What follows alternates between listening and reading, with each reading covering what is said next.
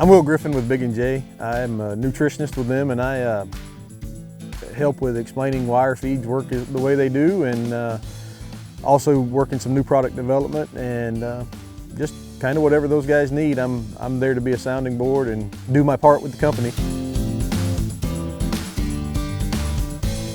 Down here in South Texas, the last few days, got invited out to the ranch down here, deer camp, and had some pretty interesting weather. Been great while we've here, but it's frozen and things are kind of brown, and they've been a little dry too, I believe, and just a great opportunity to see deer come into feed, and hopefully we get our chance at a mature buck, and you know, prove that the feed works the way we say it does. Well, it's kind of day number 1.5 for me. I've been in Texas for a day now, and we're sitting here in a stand we call the Big Draw, and just wind kind of canceled our plans for what we were thinking all day, and so we had to improvise, and this is where we lucked out for the evening, and hopefully it's a lucky evening. I think Josh here can tell us that this is a stand that'll you'll either love or it'll break your heart, and hopefully we're going to love it this evening. So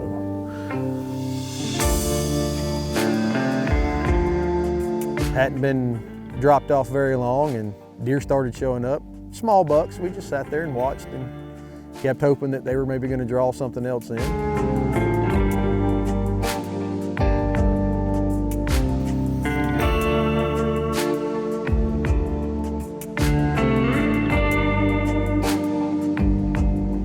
I think all in total yesterday we probably saw 7 to 8 different bucks. Only the one shooter came in, but I tell you what, we watched him for a long time. He came in from a complete different direction.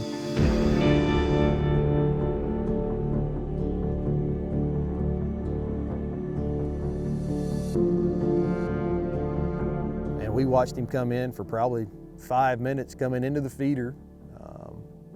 Was hoping he was going to get a whiff of the Big & J, the BB squared we'd put out right before we got set in the stand there, and sure enough, he kind of read the script, come in and picked at the corn a little bit that had gone off, and just kind of made a beeline straight towards that pile of BB squared, and well, you guys can see that's where things got interesting.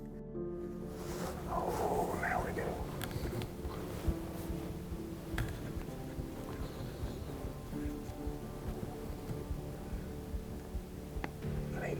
Yep, there you go.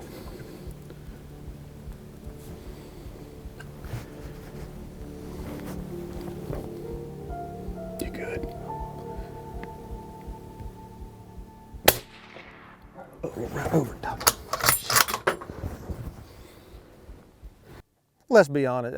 When I shot over his back, it's not the first deer I've ever missed, but it's one of those situations where obviously I'm not on camera very much, and I'm sitting there going, man, this is going to be my introduction to the world, and what are they going to think? And you know, and main thing was when Chase, we went back and looked at it, and the fact that it was a clean miss, there was a relief there. I mean, that's the number one thing. Okay, we didn't wound an animal and wind up creating a problem off of that, or because we always want to be ethical in how we do that.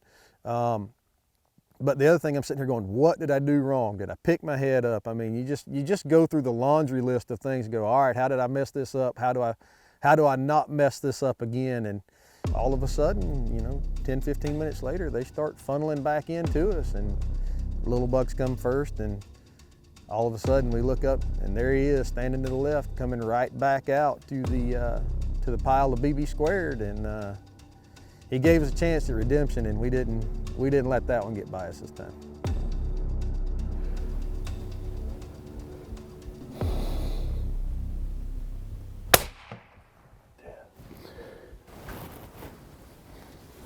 He's dead. He's dead. On the shoulder. Poor shoulder. Hey, now we need the interview. That's the best Big & J advertisement there ever was. Well, I can't believe it. Things like that just don't ever really happen. but it's a testament to, number one, these deer needing some feed because of the time of year it is, coming out of rut, and I'll say the drawing power of the Big and J products. My deer showed back up, gave us another chance, and we cashed in on it. The only thing left to do is go down there and pick him up and celebrate a little later this evening.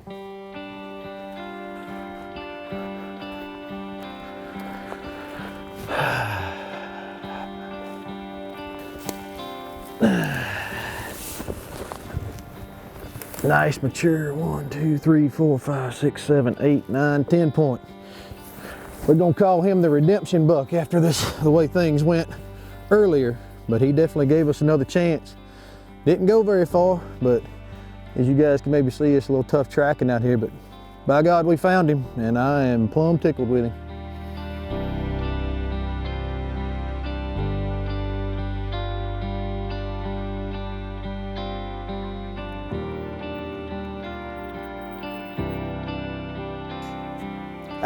I guess in final thoughts on the feed side of this, or the feed side of management, the environment, the natural environment does do a phenomenal job, a great job of providing these animals what they need, but there are always holes to fill. And I'm not saying that you need to go buy a pallet and just pour feed upon feed upon feed out to these animals.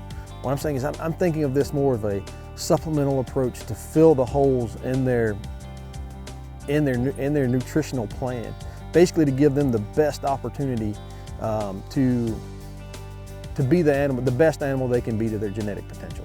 And really what we're doing is filling holes, meeting those needs, filling that gap in protein, getting it up to what they need to be, giving that animal enough energy, and then again filling those gaps with the mineral nutrition just to have a healthier herd.